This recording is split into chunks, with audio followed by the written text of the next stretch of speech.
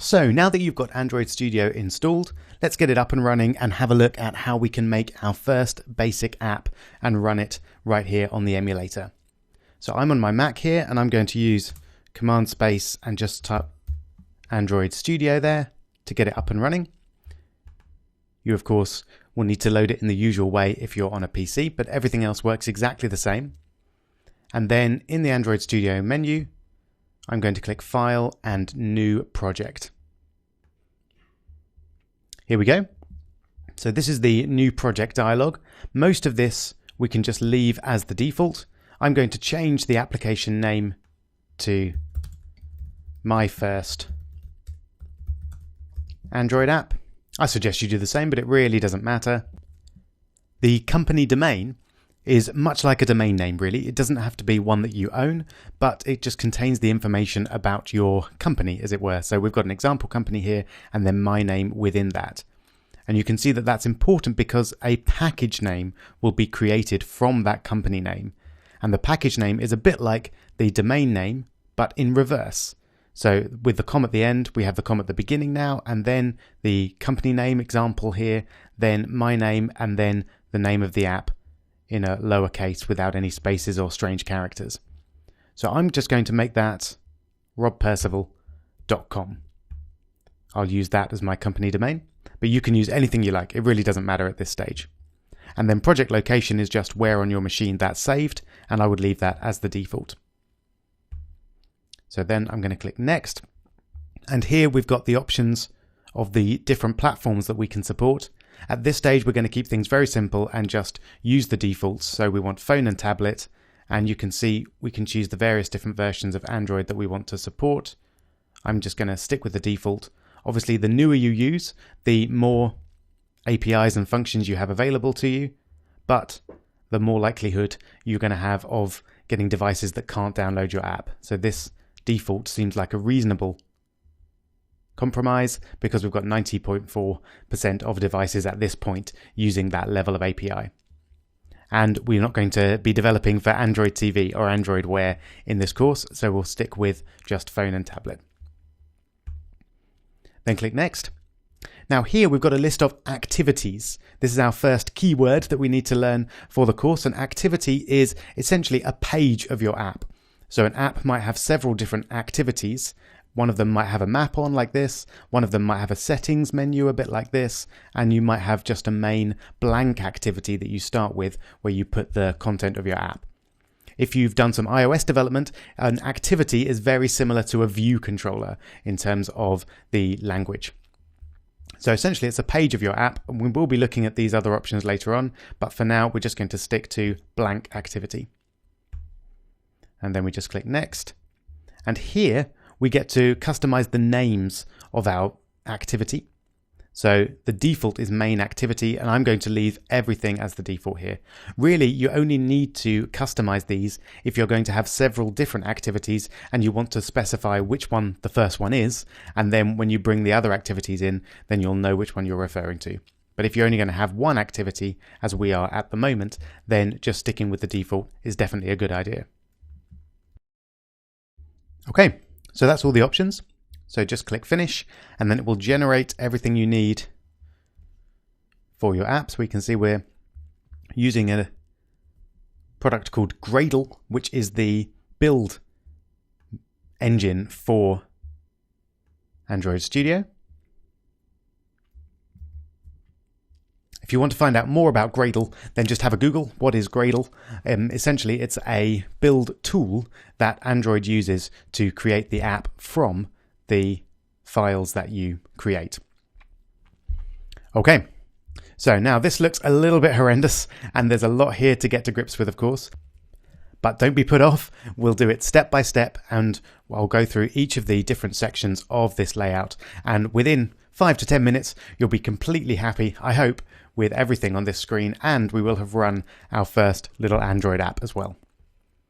So first of all, this is our main Android Studio page, and along here you've got all your usual, or some of your usual options for your apps. So we've got open, save, refresh, and cut and copy paste, etc. The most important one really for that line is this play button here. Don't click it quite yet, but that's our Run App button, which will allow us to run the app in the emulator right there on your computer. And then we've got some other icons that we'll look at later on in the course.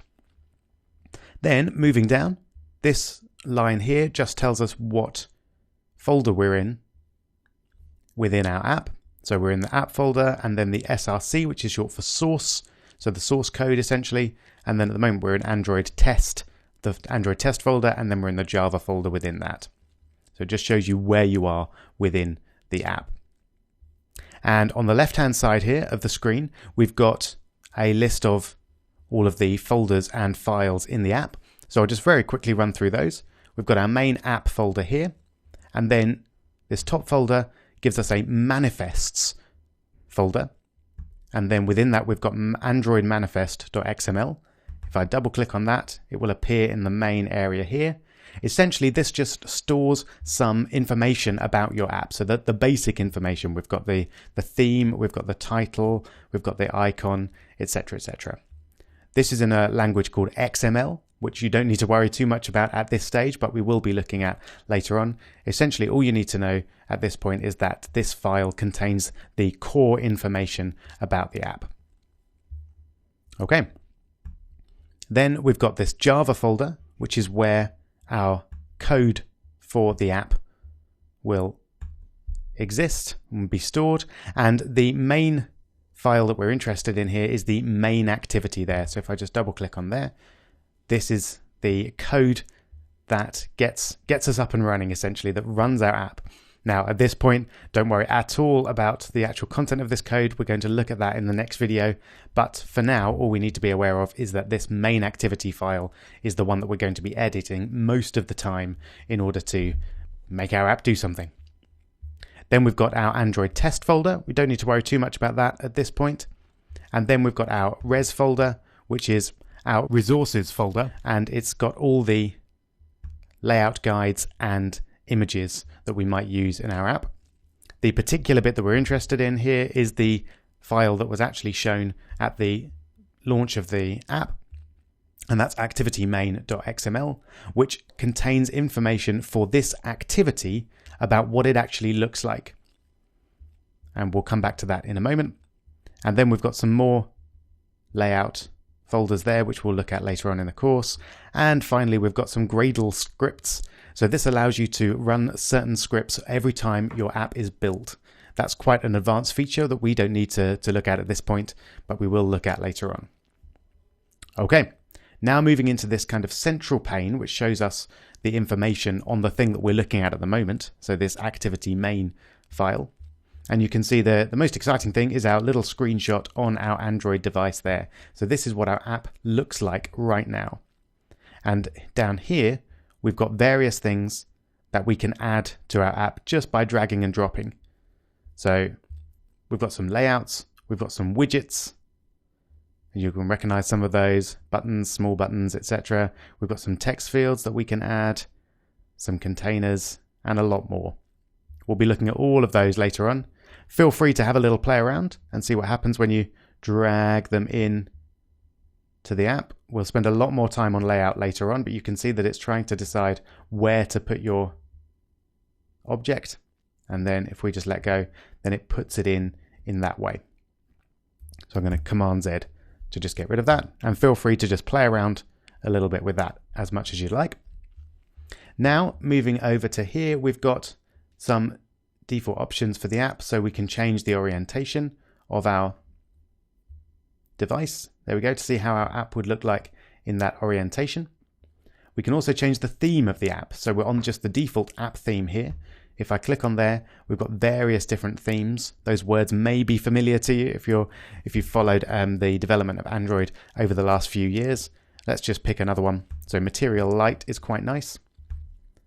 If we click on that, you can see it just changes the look of everything, and we get our nice menu bar at the top there. Then we can zoom in and out using those buttons there. And if we click the little page button there, that takes us to another XML file, which is the code for producing this layout here. So all the information on this layout is stored in this code. And we can actually switch back and forth between the code and the design just by clicking those tabs at the bottom there. So most of the time we're going to be looking in the design tab in this course, but we will look at text every now and again, and I'll show you just how the screen setup can be created either with the design or with text, depending on which you're most comfortable with. Okay, those other little bits around there we'll look at later on. And on the right here, this might look like a very strange component tree, but it's actually quite straightforward. We've got the device screen is our kind of ultimate layout object. And then within that, we've got a relative layout setup, which helps us create different layouts for different screen sizes and different orientations. And then within our relative layout, we've got our one object, which is our text view. So that's the little hello world that it's created for us by default there. And if we just double click on that hello world, you can see we've got some text. We can change that to whatever we like. I'm going to change it to hi. In fact, I'll call it hi Rob. And you can put your name there. And then we can add an ID for that object as well. And then that will allow us to refer to it in code later on if we want to. So we can hide it or display it or move it around or do whatever we like with it. And I'm just going to put a default ID in there. So I'm going to call it hi Rob. And you can see I've made everything lowercase there apart from the beginning of Rob. And that's our general convention that we'll use for IDs and any kind of variable name, that everything will be lowercase apart from the beginning of each word. So in this case, just the R. And then enter to save that. There we go. And then almost at the end of this now, down here we've got all of the properties of this particular object. So our text view there, and we can change all of these things if we want to change the look and the feel of our app. So in the next video, we'll be looking at text in a lot more detail, and we'll see what effect some of these options have and how we can change the layout, the color, the style, and everything else of the text. But for now, I'm going to end this video by showing you how we can actually run this app in the emulator, as I mentioned earlier. So let's press the run button, and then that will start to build the app. And once it's built, we'll have the option to actually run it in an emulator, which is a kind of pretend phone that runs within your computer and allows you to see how the app is going to behave without actually running it on a real phone. So we've got the option here, launch emulator. So far, we don't actually have any emulators. You may have some default ones there, but I don't. So I'm going to show you how to create a new one. So we just click on the ... and we want to create a virtual device, which is just another way of saying an emulator, a device that runs in your computer. And then you've got all these options of devices that you can emulate. I'm actually going to choose the Nexus 4 here, just because of the screen resolution works quite nicely on the machine I'm using here. But you can choose any device you like. I recommend choosing the one that fits better on the screen resolution that you're working with. So then we just click next. And here we can choose any version of Android to run on our phone. I would again go for the default. So I'm just going to pick Lollipop there and then click next. And again, we've got some options that we can customize if we like. The name for the Android virtual device, the scale, etc., etc. And I'm going to leave all those options as the default. I'd recommend you do the same. And then we'll click finish. And there we go. That's created the device for us there. So if we close that down, we go back to our running options, and then we can select our device right there. And then I'm going to click use same device for future launches, just so I don't have to choose the device every time. All right, then we'll click OK. And you can see that we've got a bunch of information about our device. It's being launched, and then it should pop up. There we go.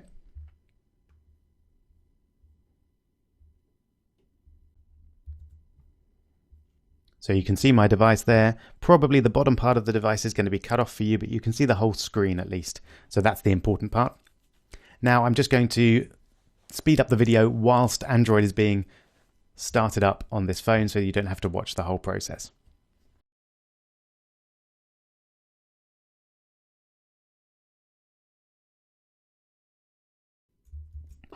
Here we go. So now we've got our phone up and running. Let's unlock it just by dragging up, and you can see right there, we've got our first Android app. So very exciting. We've now built our first app, which is slightly customized from the default, not by much, but a little bit. And a final thing to show you is this log here, which shows you a huge amount of information. It is extremely useful, particularly when you're getting errors, but we'll look at that a little bit later on and see how we can use the log to work out what's wrong with our code and fix it. Okay, so now we've finished our look around the Android Studio. I hope now you feel that you have a fairly good idea how it all fits together and how this rather complicated screen actually functions. And in the next video, as I mentioned, we're going to look at text and how we can add that to our app and then customize our various different chunks of text. I'll see you there.